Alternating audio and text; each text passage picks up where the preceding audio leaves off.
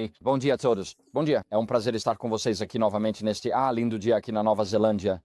Então vou falar nesta manhã sobre algo que está afetando seus filhos, gostem vocês ou não. É importante que entendamos de onde essas coisas estão vindo, para que possamos responder de uma maneira bíblica. Isso é, você pode dizer que este é um sermão sobre o fim dos tempos. Talvez seja, eu acho. Mas estou falando sobre isso porque muitos dos nossos jovens estão envolvidos nessas ideias, nessas ideologias, e eles usam uma linguagem que nós não entendemos, e seus filhos vão para a faculdade e voltam completamente mudados, agora usando palavras que você nunca ouviu antes. E você pensa, o que aconteceu com meu neto ou com meu filho quando foram para a faculdade, ou o que estão ensinando para eles lá? Por isso quero falar sobre essas coisas hoje, porque precisamos ser capazes de guiar nossos filhos de volta ao Evangelho quando estiverem ouvindo essas ideologias sem Deus que estão por aí. Então eu vou começar falando primeiro, essa é nossa jornada. Vamos analisar o marxismo no passado, ao nosso redor, e chegar a conclusões. Então vou falar sobre o marxismo no passado, porque é isso que está impulsionando muito do que está acontecendo com nossos jovens em faculdades e escolas públicas hoje, é o que está afetando sistemas políticos nacionais. Os Estados Unidos acabaram de passar por uma grande mudança. O pêndulo mudou nos Estados Unidos há 10 dias, quando o novo presidente foi empossado e outras partes do mundo ocidental ainda não passaram por essa mudança. Nossos filhos estão sendo doutrinados em certas ideologias, então vamos começar analisando a base disso, que é a vida de um certo cavalheiro chamado Karl Marx. Ele nasceu em 1818 na Alemanha, na cidade de Trier. Na época era uma das cidades mais católicas da Alemanha. Ele era, etnicamente, de uma família judia, e seu pai era um judeu devoto, com vários rabinos na família extensa. No entanto, o pai de Karl Marx se converteu ao luteranismo por volta de 1820, porque preferia o conceito luterano de uma fé viva, em vez das tradições que lhe eram ensinadas pelos clérigos católicos. O próprio Karl Marx adotou a fé luterana até ir para a universidade, onde se tornou um ateu convicto. E durante esses anos, de 1837 a 1841, este cavalheiro aqui chamado Karl Marx, ele se tornou o Marx que conhecemos na história e, isso levou à publicação do Manifesto Comunista em 1848. Ele também se baseou no que chamamos de dialética hegeliana, ou seja, se o governo tem uma agenda, que é a centralização do poder, então existe uma tese, que é uma ameaça terrorista fabricada, existe uma antítese, um estado policial repressivo para reprimir o terror, e então a tese, ou a síntese disso é a remoção das liberdades e a centralização do poder de muitos para poucos em um governo centralizado. E Marx escreveu em 1844, a citação está na tela, ele disse: o comunismo é o enigma da história resolvido, pois sabe ser a solução. Então, o que Marx fez e o que Adolf Hitler fez, assim como outros ideólogos ao longo da história, foi pegar uma ideia e reinterpretar toda a história para que ela leve, inevitavelmente, ao moderno Estado autoritário e repressivo. Karl Marx fez isso, Joseph Stalin fez isso e Adolf Hitler fez isso. Então, quando você tem essas ideologias e a ideia percorre a história, eles dizem à população atual que o Estado autoritário e repressivo atual é, atualmente, o desdobramento natural dessa lei da humanidade que vem se desenvolvendo há milhares de anos. E assim, Marx argumentou que o comunismo é o desdobramento inevitável das ideias do socialismo e, em particular, do que eles chamavam de materialismo dialético. Agora, minha esposa foi criada na União Soviética e ela teve que ter aulas sobre o que eles chamavam de demate. Isso é materialismo dialético, e eles chamavam de demate para abreviar. Esse era o termo usado nas escolas soviéticas. E a ideia era que as sociedades evoluiriam do feudalismo para o capitalismo, para o socialismo, até o comunismo. Então, quando as pessoas dizem hoje que alguém é progressista em termos políticos, você precisa se perguntar, para onde estamos progredindo? Essa é uma pergunta importante. E um progressista é alguém que está movendo a sociedade do capitalismo, passando pelo socialismo até um estado de partido único conhecido como comunismo. E é isso que significa a política progressista. Então, o manifesto que Karl Marx escreveu em 1848 era um plano de 10 pontos, e estes são os 10 pontos. Ele propôs, antes de tudo, a abolição da propriedade da terra e a destinação do aluguel dos proprietários privados para fins públicos. Ou seja, o governo seria dono de todas as propriedades. A segunda ideia era um imposto de renda progressivo e pesado. Ou seja, quanto mais você ganha, maior é a alíquota marginal do imposto. E no Reino Unido, nas décadas de 1960 e 1970, tivemos uma versão extrema disso, em que, uma vez que você ganhava algo em torno de 1 milhão de libras por ano, a alíquota marginal do imposto era de 100%. E o que isso significa é que ninguém tem incentivo para aumentar sua renda, porque se aumentarem, o Estado simplesmente fica com cada vez mais dela. Ou colocando de outra forma, quanto mais você trabalha, menores são os retornos marginais. Não vale a pena trabalhar além de um certo nível na sociedade? O terceiro ponto-chave do Manifesto Comunista era a abolição de todos os direitos de herança. Ou seja, quando você morre, tudo vai para o Estado. E assim, o Estado absorve tudo o que ainda não está sob seu controle total. O quarto ponto do Manifesto Comunista era a confiscação de toda a propriedade dos emigrantes e dos rebeldes. Os emigrantes eram aqueles que deixavam o Estado comunista para buscar liberdade no exterior. A propriedade deles deveria ser confiscada. E os rebeldes, eram aqueles que se rebelavam contra o Partido Comunista. A propriedade deles também deveria ser confiscada. O quinto ponto era a centralização de todo o crédito no Estado por meio de um banco nacional, ou seja, o governo controla quem recebe crédito e, por implicação, quem não recebe crédito. E se você tem uma papka, palavra russa que significa sua pasta pessoal da KGB, era conhecida como papka. É como uma pasta marrom. E se seu papka tivesse certas notas, você não teria moradia estatal, não teria acesso a crédito, seus filhos não poderiam ir para a faculdade, etc, etc. Ou seja, você era uma pessoa marcada e sua família também. Por isso, as pessoas tinham medo de receber uma marca em uma dessas papkas, nesses arquivos mantidos pela KGB, como costumavam chamar. Muitos anos atrás, havia um homem em uma república soviética e, ele estava escrevendo cartas venenosas sobre mim para o general da KGB. E eu sabia o que estava acontecendo, e esse homem, a vila dele não tinha recebido uma alocação de comida, ele estava chateado comigo, então ele escrevia cartas venenosas, cartas anônimas de denúncia. Mas eu descobri de onde essas cartas estavam vindo, então um dia subi as montanhas com o meu motorista e encontrei esse camponês no campo que tinha assinado essa carta. Disse: escreveu a carta? Ele: não. Assinou? Sim, vem comigo. Ele perguntou: para onde vamos? Eu disse: você vai ver. Coloquei ele no banco de trás e fomos à capital, na KGB. Ele estava apavorado. Vamos entrar e você vai dizer que está mentindo sobre... Não vou entrar na KGB. Não. Eles podem me executar, me prender. Eu disse, não, nós vamos entrar lá. Então eu meio que caminhei com ele de forma enérgica para dentro do prédio e pedi para ver o general da KGB. E me sentei em frente ao general da KGB e esse coitado estava praticamente fora de si de tanto medo. Eu disse ao general, este é o homem escrevendo cartas venenosas sobre mim. O general da KGB disse, eu disse, se não resolver isso, o governo do Zemokraina vai cessar toda a assistência a este país. Eu tinha autoridade para fazer essa afirmação? Absolutamente não.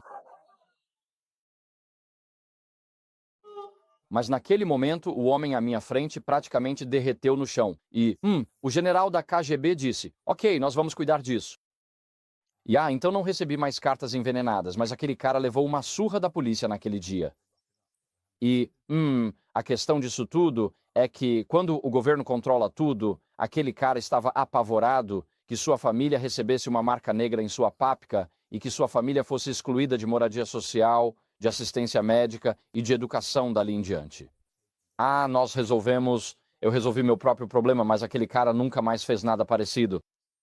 O sexto ponto do Manifesto Comunista é a centralização de toda a comunicação e transporte. Tudo é rigidamente controlado. Aqui na Nova Zelândia você tem um passaporte. É para viagens internacionais.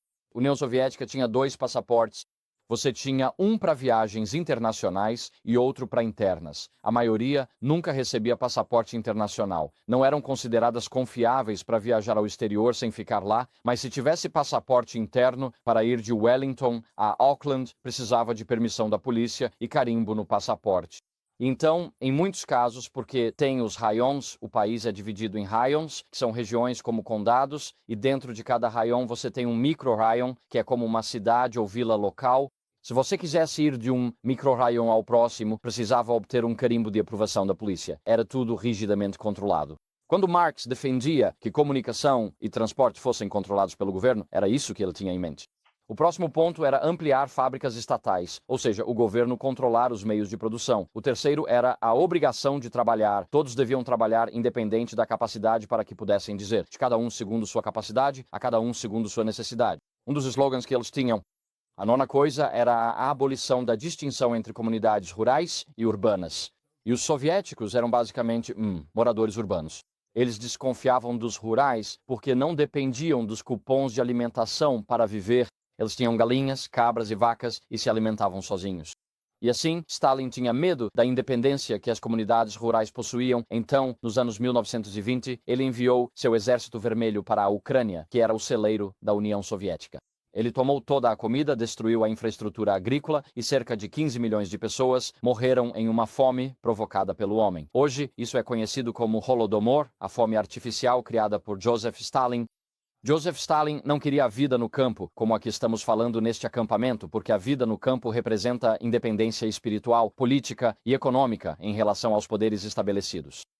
Acreditavam em educação infantil gratuita, ou seja, doutrinação gratuita nas escolas públicas. Na União Soviética, se você é pai ou mãe, é basicamente uma unidade reprodutora. O governo possui seu filho. Quando você dá à luz, é o governo que decide como ele será criado, determina a educação, o trabalho que terá, em qual ramo das Forças Armadas vai servir e onde pode morar. Então, basicamente, você é apenas uma unidade reprodutora como marido e mulher, mas na verdade não tem o direito de ser pai ou mãe dos seus próprios filhos. E esse programa de Karl Marx infringe os 10 mandamentos, como o direito à propriedade, que é protegido no 6º mandamento: não roubarás. E como esse programa seria implementado? Era um programa de fomes artificiais, assassinatos em massa, limpeza étnica e deportação de populações. Como ele faria isso? Bem, Karl Marx escreveu em 1849, foi isso que ele disse: não temos compaixão e não pedimos compaixão de vocês. Quando chegar a nossa vez, não daremos desculpas para o terror. Assim, Karl Marx explicitamente sanciona o terror de Estado para impor a nova ideologia comunista e escreveu e falou em 1849 sobre a dança da morte. E essa dança da morte ainda existe hoje no planeta Terra. Aí estão as fotos de todos os campos de concentração. Eles estão espalhados por toda a União Soviética. Aqui está o mapa das suas fronteiras e ali você vê o Mar Negro. Ali está o Mar Cáspio, ali está Baku, está escrito em russo ali Baku. Aqui em cima está Rostov-do-Don, em russo, e vai até aqui, atravessando até Magadan e Vladivostok ali. E esses eram os campos espalhados pela União Soviética, e esta parte aqui é a Sibéria, onde alguns dos adventistas livres ausentes foram enviados, onde morreram nos campos de trabalhos forçados durante o período da União Soviética. E assim, então, começou a dança da morte. Os comunistas forçaram milhões de pessoas ao trabalho, cavando valas, trincheiras, canais. Alguns deles foram concluídos, alguns funcionaram, outros não. Aqui você tem os campos de extermínio do Camboja com Pol Pot. Aqui você tem a prisão de Pitești, na Romênia, onde a tortura foi tão brutal que, eventualmente, o Partido Comunista prendeu seus próprios torturadores. Eles ficaram horrorizados com o quão brutais e selvagens seus próprios torturadores haviam se tornado. Então, no centro de Moscou, bem perto da Praça Vermelha, você tem a Lubyanka. Esse era o quartel-general da NKVD, que depois se tornou a KGB, ou a KGB como os russos ainda chamam até hoje. Depois você tem a casa de execuções La Cabanha de Fidel e Che Guevara, em Havana. Na Coreia do Norte você tem o Campo 22, que é, por exemplo, um campo de concentração no norte do país, e temos a atual prisão em massa de prisioneiros de consciência, cristãos, uigures e outras minorias na China comunista nos dias de hoje.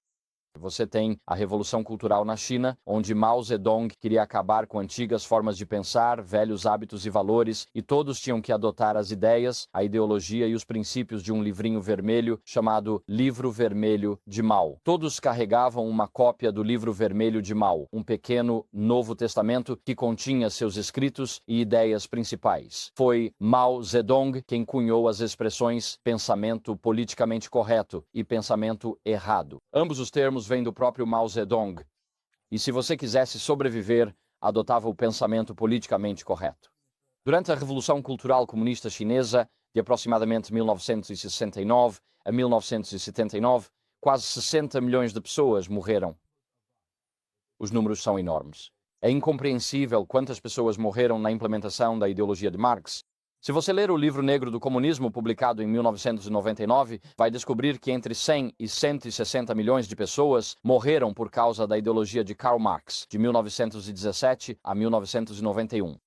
Isso não inclui as dezenas de milhões de pessoas ao redor do mundo que foram deslocadas, enlutadas, torturadas, famintas, deportadas, realocadas à força, exiladas e muito mais.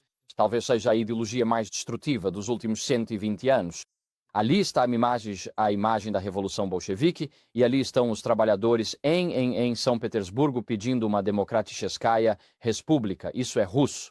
Eles estão pedindo por uma república democrática em oposição à monarquia czarista. O que eles realmente conseguiram foi a ditadura das massas, ou a ditadura do proletariado por Lenin e depois por Stalin. O próprio Lenin não era um amante de Deus. Quando ele assumiu o poder pela primeira vez, todos os padres que haviam sido presos pelo czar na Sibéria, Lenin libertou todos eles. Ele disse: como vocês foram vítimas do czar, agora vão viver no comunismo. Vão ser gratos a nós e vão apoiar o Partido Comunista. E muitos dos padres, que eram meio progressistas, achavam que os slogans de equidade para todos, liberdade e emancipação, que ainda hoje são ouvidos nos campi universitários, eram slogans bonitos e apoiaram Lenin no início. E pouco tempo depois, muitos foram simplesmente executados porque perceberam que o que Lenin estava fazendo não era compatível com as escrituras. E assim, Lenin, como um devoto discípulo de Marx, estabeleceu um ethos militantemente antideus em toda a União Soviética. A religião não era apenas proibida na esfera pública, ela precisava ser erradicada também dos aspectos pessoais da vida. A adoração a Deus era, segundo Lenin, semelhante à necrofilia. Em 1920, no terceiro Congresso Pan-Russo da Liga Comunista Jovem Russa, ele disse o seguinte: nós não acreditamos em Deus, rejeitamos qualquer moralidade baseada em conceitos extra-humanos e extra-classe. E assim era, militante e ateísta, uma rejeição a Deus, e ele continua dizendo em 1932, na Liga dos Ateus Militantes, você consegue imaginar isso? A Liga dos Ateus Militantes. E ele lançou um plano quinquenal de ateísmo em 1932. Na verdade foi Stalin quem disse isso, certo? E havia o seguinte objetivo: não deverá restar uma única casa de oração no território da URSS e o próprio conceito de Deus deve ser banido da União Soviética como uma sobrevivência da Idade Média e um instrumento de opressão das massas trabalhadoras. Fim da citação. E então, sob Lenin e depois sob Stalin, houve um programa de erradicação da fé cristã em toda a União Soviética e eles não tinham nenhuma tolerância pela liberdade individual de consciência, liberdades religiosas ou o direito de acreditar em Deus. O próprio Karl Marx elogiou os árabes muçulmanos por seu ódio contra os cristãos, e seu apreço pelo islamismo militante fornece uma base filosófica para a aliança de conveniência que vemos hoje entre islamistas e guerreiros marxistas da justiça social.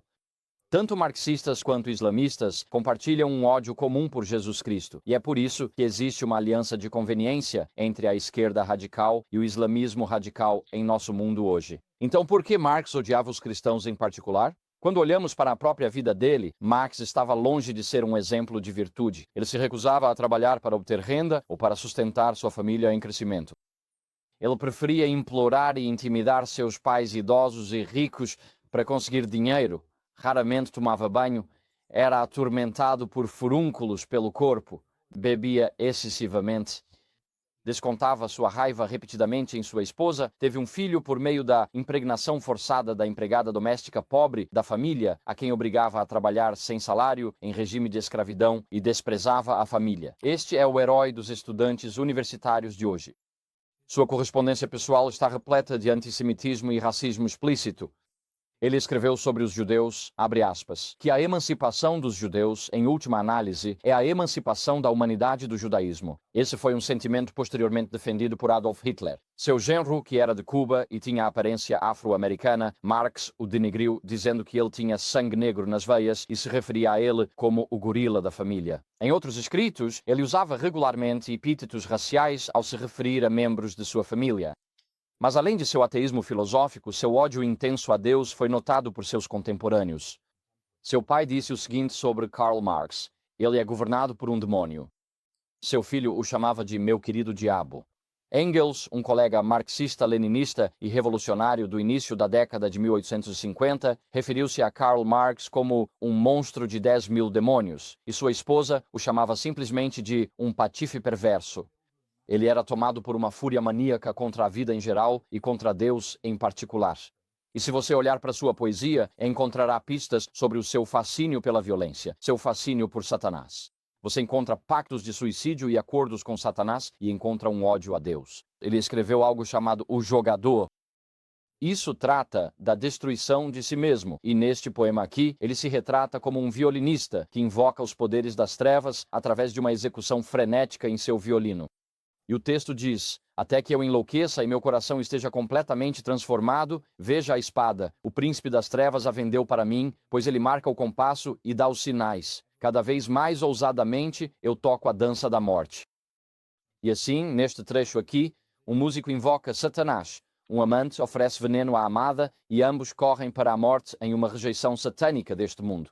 Mark, o protagonista deste poema, assim como Satanás, é o rebelde supremo contra Deus e contra o céu. Depois você tem o Linem. O Linem é um anagrama de o Emanuelo ou Emanuel, que significa Deus. E assim, ao embaralhar tudo, ele está falando sobre a destruição de Deus já no próprio nome deste poema em particular. É um anagrama para Deus. Neste trecho aqui, Marx passa da autodestruição em O Jogador para a destruição da humanidade ao dizer: fomos abandonados por um Deus frio, e o verdadeiro herói desta poesia em particular é a víbora tão voluptuosamente quente. Em A Pálida Donzela, Marx escreve de forma autobiográfica, ele diz: assim perdi o céu, eu sei muito bem, minha alma, outrora fiel a Deus, está destinada ao inferno. Em outro momento ele escreveu: quero me vingar daquele que governa acima. E assim, quando você observa a poesia de Karl Marx, não era que ele não acreditasse em Deus, anjos ou demônios. Havia uma fascinação intensa por Satanás e havia um ódio intenso por Deus. E ele expressa isso de forma muito clara, repetidas vezes em sua poesia. Então, ele não era exatamente um ateu, na verdade, ele era um satanista, e com isso vinha um ódio intenso por Jesus Cristo e pelos seguidores de Jesus Cristo. Solzhenitsyn capturou a essência de Karl Marx quando disse: dentro do sistema filosófico de Marx e Lenin, o ódio a Deus é a força motriz principal. Do ódio a Deus. E quando você ouve os testemunhos das pessoas que sobreviveram, por exemplo, à Romênia de Ceausescu, elas falam sobre o ódio aos cristãos que era tão intenso e os torturadores comunistas torturavam todos os outros regularmente, mas se soubessem que você era cristão, reservavam uma crueldade especial para você. Eles odiavam os cristãos com uma verdadeira paixão. Richard Wurmbrand, que fundou a Voz dos Mártires, foi torturado na Romênia comunista por muitos anos. Em certo momento, ele foi deixado em uma caixa subterrânea, sem luz ou companhia humana, por mais de 3 anos. Ele não viu nada por 3 anos, apenas uma caixa subterrânea. E sua esposa foi presa em outra prisão ao mesmo tempo, mas ela não passou pelo mesmo tipo de tortura. Ele concluiu em seu livro Marx e Satanás que Marx não era apenas um ateu, mas que mergulhou nas profundezas do satanismo, que Marx não apenas rejeitou Deus, mas que ele era fiel a Lúcifer. Então este era Karl Marx. Ele não era tanto um ateu filosófico, mas sim um amante de Satanás e um odiador de Deus. Esse é o cara que nos deu a ideologia que impulsiona muitos dos nossos campi universitários no Ocidente, afetando, se você tem netos ou filhos indo para a faculdade hoje, eles absorvem a filosofia desse cara, goste ou não, pois isso se espalhou por todo o Ocidente. O marxismo está ao nosso redor hoje. O marxismo se combinou com o pós-modernismo nas décadas de 1940, 1950 e 1960. Filósofos existencialistas nos deram uma nova visão de mundo após a Segunda Guerra Mundial. Eles chamaram isso de pós-modernismo, e o pós-modernismo é uma rejeição da era modernista, da ideia de que a humanidade inevitavelmente irá progredir, de que a tecnologia sempre traz progresso, e de que o conhecimento é objetivo, verdadeiro, universal e que pode ser provado e demonstrado. Esses são alguns dos princípios do mundo modernista. Mas depois da Segunda Guerra Mundial, os filósofos ficaram profundamente desanimados porque perceberam que a democracia nos deu Adolf Hitler, o marxismo nos deu Joseph Stalin e a ciência nos deu a bomba atômica. Então, todas essas ideias de progresso humano, como capitalismo, marxismo, socialismo, democracia ou ciência, na verdade levaram a um sofrimento humano incrível. E então eles disseram que todos os nossos sonhos de progresso humano, de que a tecnologia aliviará a dor da condição humana, tudo o que a tecnologia realmente fez foi nos permitir matar de forma mais eficiente. Seja com a bomba atômica ou com os campos de extermínio dos campos de batalha da Primeira e Segunda Guerra Mundial no norte da Europa. E assim, no pós-modernismo, existem dois princípios-chave. Uma delas é que eles ensinam um ceticismo radical sobre se o conhecimento objetivo ou a verdade são possíveis, preferindo uma ideia relativa de verdade e o construtivismo cultural. Ou seja, o seu conceito de verdade está inextricavelmente ligado à cultura da qual você vem, e se alguém vem de uma cultura diferente, essa pessoa terá uma compreensão diferente do que é a verdade. Eles também acreditam que as sociedades são organizadas pelos poderosos em grupos identitários e que as hierarquias servem apenas aos interesses das elites que definem o conhecimento aceitável. E esse é um ponto realmente importante, a ideia de grupos identitários e de que as sociedades são organizadas em hierarquias, e essas são hierarquias de opressão. Então, há 4 conclusões lógicas desses princípios do pós-modernismo. A primeira é que todos os limites significativos devem ser borrados. Por quê? Porque se eu digo que isto é uma xícara, e esta coisa aqui quer ser uma xícara, existe um limite ao redor desta xícara. Existe uma definição.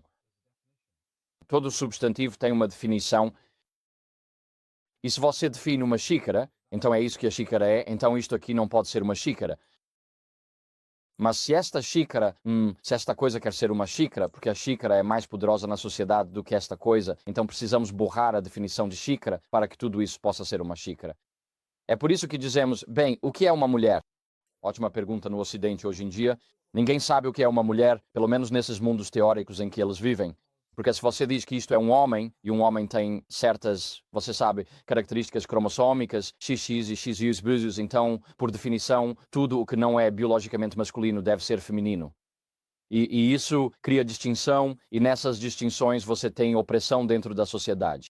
Precisamos borrar todas as distinções na sociedade para que a opressão que alegam existir possa teoricamente cessar. Assim, a linguagem, ferramenta do opressor, deve ser desconstruída, pois normalmente pertence aos poderosos e as pessoas usam o seu próprio. Quando você está em posição inferior, aceita a linguagem definida por quem está acima. Você percebeu nos últimos 10 anos como é difícil acompanhar as mudanças na linguagem?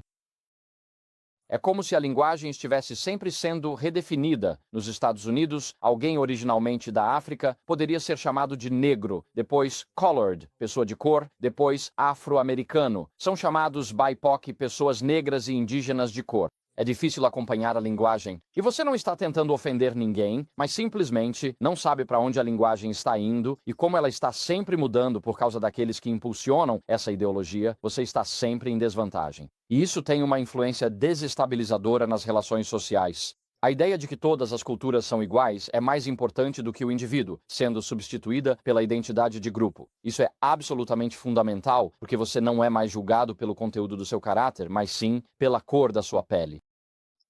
E nos Estados Unidos, mesmo que celebremos o dia de Martin Luther King, que disse: "Eu sonho com o dia em que as pessoas não serão julgadas pela cor da pele, mas pelo conteúdo do caráter", o que o marxismo cultural diz é: o que agora é mais importante sobre você é a cor da sua pele. E alguns grupos étnicos são inocentes, e outros são culpados, goste você disso ou não. Dependendo de qual grupo étnico você faz parte, você é automaticamente opressor ou oprimido. Assim, nós invertimos o que Martin Luther King disse por meio da nossa teoria crítica marxista, teoria crítica e marxismo cultural na sociedade ocidental. Agora, seguindo a partir disso, percebemos que o pós-modernismo é o berço do desespero para a revolução sexual e o ateísmo secular moderno. O ponto sobre isso é que, na cosmovisão bíblica, tudo tem um propósito, que as relações conjugais entre marido e esposa têm 2 propósitos: a procriação de filhos e o fortalecimento do relacionamento familiar de amor.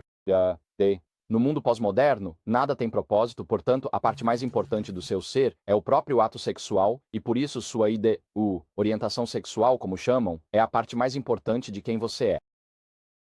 E isso se torna quase deificado. Torna-se um Deus no seu próprio mundo, porque essa é a parte mais emocional, mais intensa, mais pessoal de quem você é. Mas a tragédia é que aqueles buscando sentido nas ruas da Nova Zelândia, nas paradas do orgulho e em Nova York, procuram sentido e propósito dentro de sua orientação sexual, dentro de uma filosofia que nega a possibilidade de sentido. Assim, temos pessoas dizendo: Estes são os 10 melhores quarterbacks de todos os tempos. Estes são os 10 melhores scrum halves do rugby de todos os tempos. Estes são os 10 melhores filmes de todos os tempos.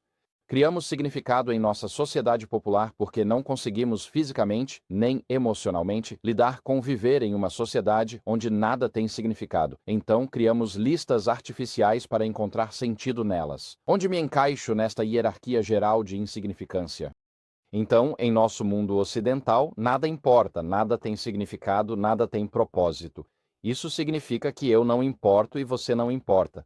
O que aconteceu nos anos 1960 foi que a luta de classes de Marx entre a burguesia, donos das fábricas, e o proletariado, os trabalhadores, era uma luta econômica. Isso foi reinterpretado como uma luta entre opressores e oprimidos, e essa dinâmica funciona em múltiplas dimensões. Então, nos estudos pós-coloniais, são os colonizadores e os colonizados. Funciona nos estudos feministas entre homens e mulheres. Isso é chamado de misoginia. Funciona nos estudos LGBTQ, então você tem os heterossexuais e todo o resto. Isso é chamado, de homofobia. E isso existe entre brancos e não brancos. Isso é chamado de racismo. Assim, a teoria crítica aplica ideologia marxista e pós-modernismo, resultando na chamada hierarquia da opressão, que é a que você vê na tela. No topo estão homens brancos, cisgêneros e heterossexuais, que oprimem os demais e são vistos como os mais perversos da sociedade. Logo abaixo estão mulheres brancas, cisgênero e heterossexuais. Elas sofrem misoginia dos homens no topo, então são vítimas, mas também oprimem todos abaixo delas. Depois delas, vêm homens brancos, cis, homossexuais, bissexuais. Eles sofrem homofobia dos homens que estão no topo. Você tem mulheres brancas, cisgênero, lésbicas ou bissexuais, que também sofrem homofobia. Isso vai descendo por toda a lista conforme você desce aqui. Então, essas pessoas aqui oprimem todo mundo aqui embaixo. Essas pessoas aqui são vítimas dessas pessoas, mas oprimem todos que estão aqui embaixo. Se você é uma menina jovem na escola aqui em cima, uma garota branca heterossexual, você é culpada por toda a opressão desses grupos aqui embaixo ao longo da história. Esse é um fardo existencial terrível, de culpa, para se colocar sobre meninas jovens. É por isso que meninas jovens, elas não podem se tornar homens, não vão se tornar negras ou pardas se forem brancas. Então elas pulam para cá. Elas se tornam transgênero porque assim, elas são aliviadas de toda a culpa ideológica de oprimir todos esses grupos aqui em cima. E por isso, esse é um grande atrativo para o motivo pelo qual meninas jovens mudam para o transgenerismo. Então, isso também é chamado de teoria crítica, porque a questão sobre a teoria crítica é que ela não serve para te ajudar a pensar criticamente sobre a sociedade. O objetivo da teoria crítica é criticar tudo no Ocidente, problematizar tudo, tornar tudo problemático, tudo como racista, homofóbico, transfóbico, etc., para que as pessoas percam a vontade de defender sua própria sociedade internamente e, assim, a sociedade simplesmente se dissolva.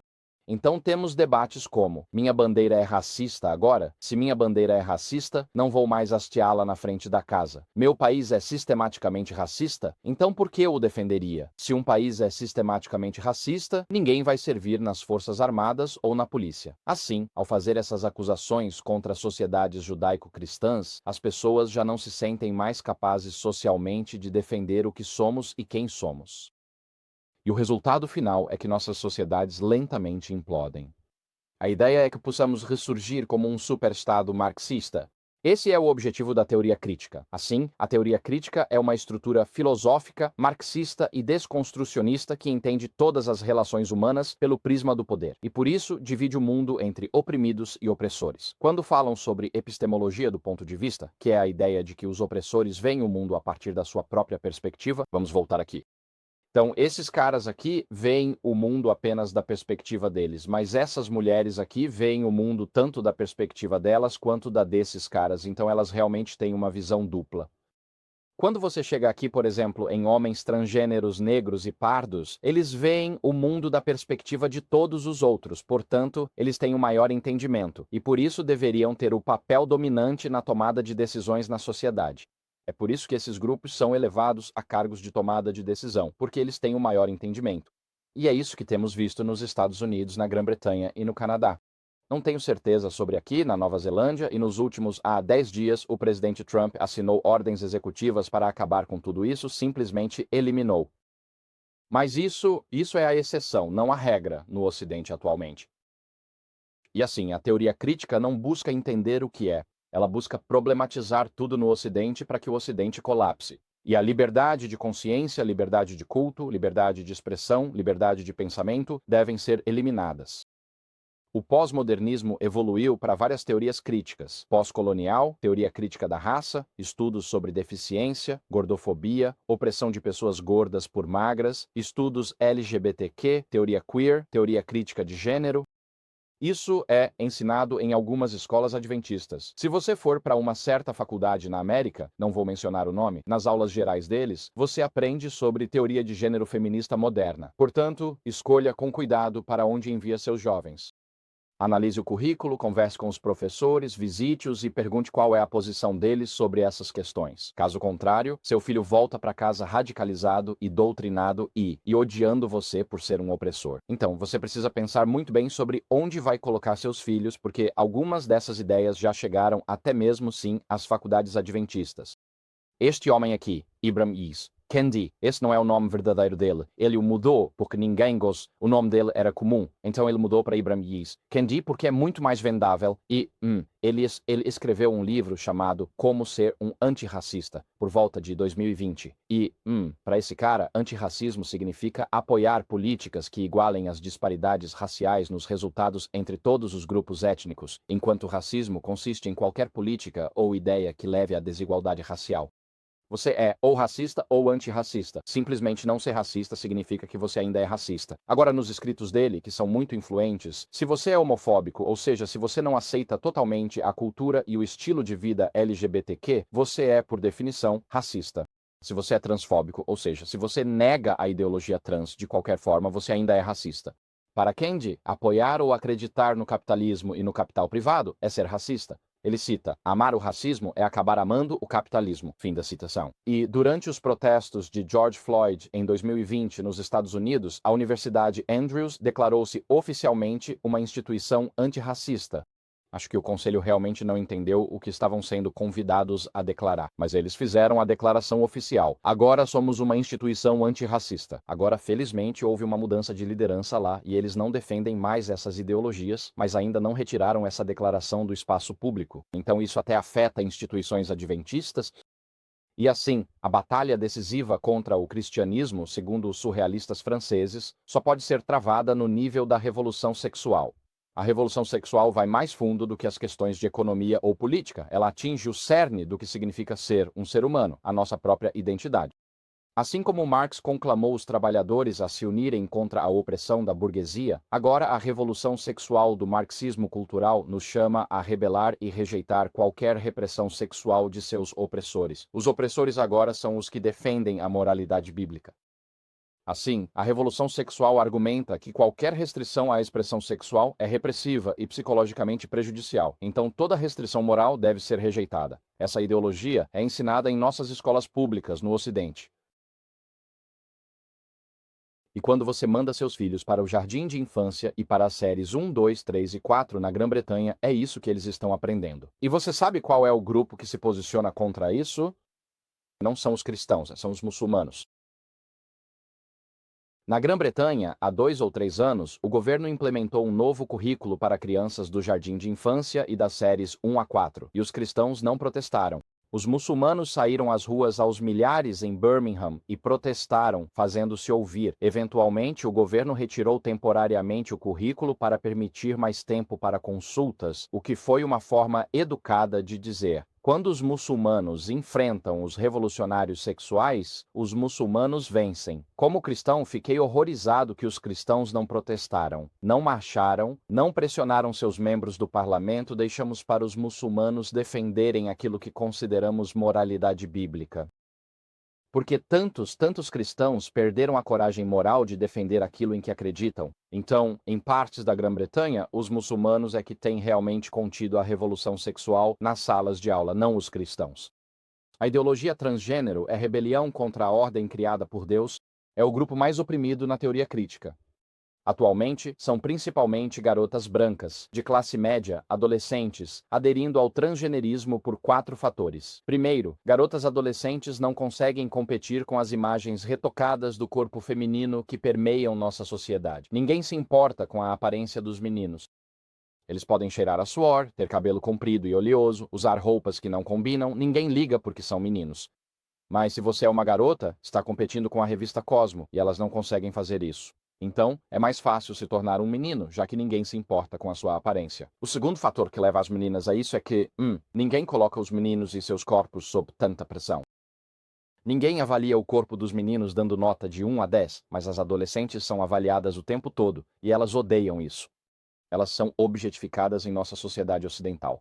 Tornar-se um menino permite que uma garota escape de toda essa pressão social, e as redes sociais funcionam como um acelerador social para que as meninas façam isso. Se você tem uma jovem em casa, cuide muito bem do que ela assiste na internet. Existem quase milhares de influenciadores trans na internet, incentivando meninas a seguir esse caminho, e eles próprios já passaram por muitas etapas, além de haver muitos estilos de roupas vendidos em lojas convencionais que encorajam as meninas a trilhar essa trajetória. Proteja suas meninas. Faça com que cheguem à idade adulta sem passar por essa bobagem, pois ao se identificarem como transgênero, meninas brancas ficam mais abaixo na pirâmide da vitimização do que pessoas heterossexuais ou LGB negras. Não podem ser acusadas de racismo. Portanto, há um motivador ideológico por trás disso, e existe um livro bom sobre esse tema colocado na Amazon, removido após enorme pressão. Não sei se já voltou para a Amazon, mas se chama Irreversible Damage, de Abigail Shrier, e eu recomendo que você leia esse livro. O que me chama a atenção é que não se vê muitas vozes cristãs se levantando em protesto contra essa destruição da ordem da criação. São escritores seculares e muçulmanos que estão reagindo contra essas coisas, mas não tanto os cristãos protestantes. Parece que perdemos a confiança para defender aquilo em que acreditamos. Se não defendermos o que acreditamos, perderemos nossas filhas e netos, nossas netas em especial. Os meninos não são tão suscetíveis a isso. Mas você sabe que uma garota seguiu por esse caminho se ela tem um piercing no septo, cabelo tingido de azul, tatuagens pelo corpo todo e destila ódio sempre que fala. Essas coisas que vimos nos colapsos após a eleição do presidente Trump não são caricaturas. São pessoas reais vivendo dessa forma. Aquela era a filha de alguém antes de a ideologia entrar na cabeça dela. Ao longo dos séculos, Satanás sempre atacou a Igreja de Cristo. Sempre houve um remanescente fiel em cada geração e precisamos nos perguntar: como respondemos a essas coisas que estão acontecendo ao nosso redor? Bem, há uma possível resposta que podemos ter, que é a fuga. Mateus 5,15, Jesus diz o seguinte: ninguém, depois de acender uma lâmpada, a coloca debaixo do alqueire, mas no velador, e assim ilumina a todos os que estão na casa. Do mesmo modo, brilhe a luz de vocês diante dos outros, para que vejam as suas boas obras e glorifiquem o Pai de vocês que está nos céus.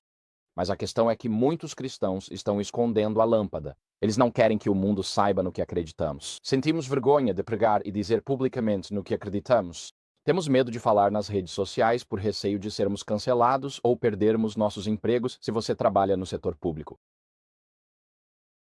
E assim, muitos cristãos estão, na verdade, escondendo sua lâmpada debaixo do alqueire. Às vezes, cristãos se mudam para fugir da perseguição. A motivação básica é o medo, esperando que o mal não perceba que o reino de Deus está ou estava presente. É esconder nossa lâmpada debaixo do alqueire. É uma resposta possível a essa situação, mas não necessariamente a melhor. Então, a segunda possível resposta é lutar. Resistência. Jesus falou sobre resistência contra ataques ao corpo de Cristo durante seu julgamento diante de Pilatos. Ele diz: o meu reino não é deste mundo. Se fosse, meus seguidores lutariam para impedir que eu fosse entregue aos judeus. Mas, como não é, meu reino não é daqui. Portanto, resistência significa adotar uma postura de oposição ativa às autoridades, mas na resistência ativa corremos o risco de destruir a mensagem do Evangelho. Por que isso é verdade? Porque quando cristãos veem comunistas como inimigos, o objetivo passa a ser destruí-los, em vez de amá-los, perdoá-los e conquistá-los para o corpo de Cristo.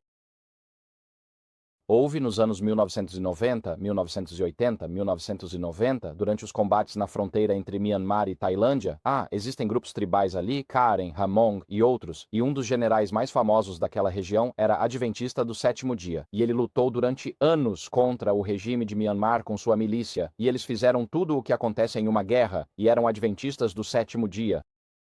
Você sabe, essa é uma parte oculta da história adventista sobre a qual não gostamos de falar porque, como você pode ganhar essas pessoas para o corpo de Cristo quando está tentando matá-las ao mesmo tempo? Isso levanta um tipo de dilema prático, não é mesmo? Então, lutar é problemático quando você se envolve fisicamente em combates, porque você passa a odiar seu inimigo em vez de amá-lo. Outra resposta possível é a acomodação. É isso que está acontecendo em todo o Ocidente com o Adventismo e os protestantes em geral. Jesus disse o seguinte: ele fala aos fariseus que o acusavam de expulsar demônios pelo poder de Beelzebu. Jesus, diz o texto, sabia o que eles estavam pensando e lhes disse: todo reino dividido contra si mesmo ficará devastado, e nenhuma cidade ou casa dividida contra si mesma subsistirá. Existe uma tentação ao nosso redor de acomodar, comprometer, permitir que a cultura, não as escrituras, defina a moralidade e determine pelo que o corpo de Cristo deve se posicionar. Muitos cristãos ocidentais hoje abrem suas Bíblias e descobrem que homossexualidade, lesbianismo, transgenerismo, ideologia queer, álcool e evolução, na verdade, estiveram escondidos à vista de todos nos últimos 2000 anos, mas são os verdadeiros ensinamentos das escrituras. A acomodação destrói a igreja ao comprometer seu testemunho e tornar o evangelho submisso às ideologias caídas de hoje. Uma resposta positiva é a teologia da cruz. Em Marcos 8,34, Jesus diz o seguinte: chamou a multidão junto com seus discípulos e lhes disse: se alguém quer ser meu seguidor, negue-se a si mesmo, tome a sua cruz e siga-me. Pois quem quiser salvar a sua vida, a perderá. Mas quem perder a sua vida por minha causa e por causa do evangelho, a salvará. É a nossa disposição em aceitar a perda que dá credibilidade ao nosso testemunho quando enfrentamos perseguição. Se não estivermos dispostos a enfrentar perdas pelo que acreditamos, não defenderemos nada. É porque valorizamos mais nossas contas bancárias, carreiras, licenças profissionais e status social do que a verdade do Evangelho que o cristianismo, em grande parte, tem cedido a essas ideologias que estão varrendo o Ocidente. E assim Jesus fala sobre a teologia da cruz. Isso significa viver de acordo com os ensinamentos de Jesus. Não importa o custo em nossa sociedade. Vivemos a vida cristã em resposta ao chamado de Jesus, não como um ato de oposição a governos sem Deus. Como sabemos pela história da salvação, é a disposição dos cristãos fiéis de amar seus inimigos em meio à perseguição que realmente faz avançar a causa de Cristo. Agora, E.A. Foley escreveu um livro, Voz dos Mártires, em 2017, e eles discutiram o que aconteceu na Coreia do Norte com os mártires de lá. Existem excelentes livros de Foley na Amazon sobre Voz dos Mártires relacionados à perseguição, e Foley chegou a esta conclusão. Ele diz: sempre é a disposição da igreja de sofrer sem retaliação, enquanto continua a amar seus inimigos e vive plenamente a vida cristã que faz avançar a causa de Cristo. Não é fugir, não é lutar, não é se acomodar, mas sim ser discípulos fiéis de Jesus, escolhendo amar nossos inimigos apesar do que possam nos dizer e estando dispostos a aceitar perdas, se for necessário pela causa de Cristo. E se não estivermos dispostos a aceitar perdas pela causa de Cristo, então já fomos comprados e vendidos e cairemos em toda a ideologia que aparecer em nosso caminho. Assim como os filhos fiéis de Deus no tempo de Elias, quando profetas fiéis se escondiam em cavernas, ou na era apostólica, quando os apóstolos se mudavam de cidade em cidade para escapar da perseguição, ou como os corajosos evangelistas na China comunista de Mao, que iam de aldeia em aldeia para fugir da polícia secreta comunista, ou como os fiéis adventistas russos que suportaram muito sofrimento sob a mesma ideologia que agora impacta todas as faculdades do Ocidente, precisamos considerar sobriamente onde estamos como indivíduos, como famílias e como congregações locais. Cristo está sendo rejeitado por meio dessa tomada ideológica do Ocidente. Isso está afetando todos os campi universitários do Ocidente. Está afetando nossa mídia, está afetando as políticas governamentais, está afetando as redes sociais. Você não pode evitar isso. Você se levanta de manhã e em poucos minutos já está recebendo algum aspecto dessa ideologia que está se espalhando por todo o nosso Ocidente. E antes que Jesus volte, adventistas da Assembleia, precisamos encarar o fato de que, enquanto hoje a nossa estrutura eclesiástica, nós bancamos, enviamos de dinheiro para todo o mundo. Conseguimos acesso a vistos, investimos em fundos de aposentadoria e temos contas de poupança em todo o mundo. Atualmente, estamos totalmente ligados aos sistemas financeiros do mundo.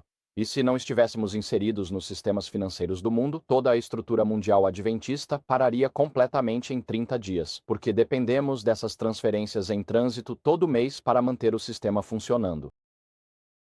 Mas antes que Jesus venha, tudo isso desaparecerá, seja por um comprometimento fatal vindo de dentro devido à conivência de nossos líderes e instituições, ou quando a marca da besta for imposta e formos fechados porque não aceitaremos a marca da besta. Então, qual é o caminho a seguir para nós? Bem, hoje adoramos juntos em nossas congregações locais como membros de nossas associações locais. Trabalhamos juntos.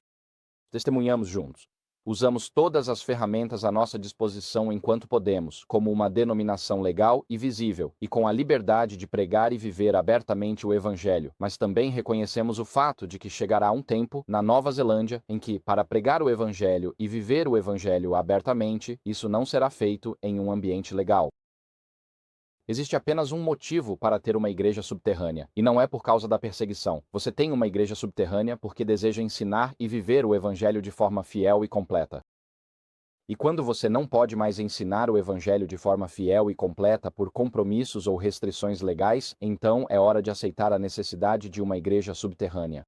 Ainda não chegamos exatamente a esse ponto, mas, em parte, em algumas partes do mundo, como o Canadá, eu já mencionei isso antes, onde nossos pregadores são orientados a não falar sobre questões LGBTQ por medo de crimes de discurso de ódio, processos contra a igreja. Na minha opinião, é hora de ir para a clandestinidade, porque já não podemos mais pregar sobre o tema exato onde Satanás está atacando a igreja. Se esta é a igreja aqui e Satanás está atacando aqui, os pregadores não deveriam ser orientados a pregar em outro lugar. Se Satanás está atacando aqui, é exatamente aqui que o sentinela no muro precisa pregar. Mas nossos pregadores estão sendo orientados a não pregar sobre esses temas, porque processos judiciais colocariam em risco a infraestrutura legal e os bens que possuímos. Isso se chama acomodação fatal, e o preço que estamos pagando será a perda da próxima geração, que já não saberá mais a diferença entre certo e errado e aceitará as ideologias mais recentes. Que Deus nos conceda a graça de aceitar tudo o que Ele permitir que venha sobre nós e a força para perseverar até o fim. Essas ideologias, essas ideias estão por aí, espalhadas em todos os lugares. Elas, odeiam Jesus Cristo e odeiam os cristãos. E mais cedo ou mais tarde, isso vai bater à sua porta, na sua família, na sua igreja ou na sua conferência. Cabe a nós, agora, enquanto ainda temos tempo e liberdade para isso, nos firmarmos nas Escrituras, entendermos a época em que vivemos, prepararmos uma resposta bíblica para o que está acontecendo ao nosso redor, porque o próximo cordeiro que esse leão que ruge vai roubar pode ser nossa própria filha ou neta. Então, não viva apenas para o prazer. Mantenha-se em alerta. Entenda a época em que vivemos. Seja intencional ao ensinar seus filhos o que é moral e o que não é moral, segundo a palavra de Deus. E ao fazer isso, você estará esperançosamente, pela graça de Deus, imunizando-os, ou você pode dizer, vacinando-os contra esse vírus que vem do satanismo e que está tirando uma geração inteira no Ocidente. Portanto, defenda suas famílias, defenda seus filhos, defenda suas filhas. Você está defendendo-os não apenas para este mundo, mas para que eles possam entrar no paraíso. Eles não precisam ter corpos mutilados ou quebrados e, podem ter também a promessa da salvação, assim como nós. Se você ama seus filhos, lute por eles. Entenda essas ideologias. Entenda como responder a isso. Converse abertamente sobre isso com seus jovens e deixe claro para eles que os caminhos de Deus são muito melhores do que os caminhos quebrados deste mundo. E até que nos encontremos novamente, seja fiel ao Senhor. Seja fiel aos seus ensinamentos e mandamentos e peça todos os dias pelo enchimento do Espírito Santo. Se não nos encontrarmos novamente, nos veremos no céu. Que Deus te abençoe e Deus te guarde. Amém.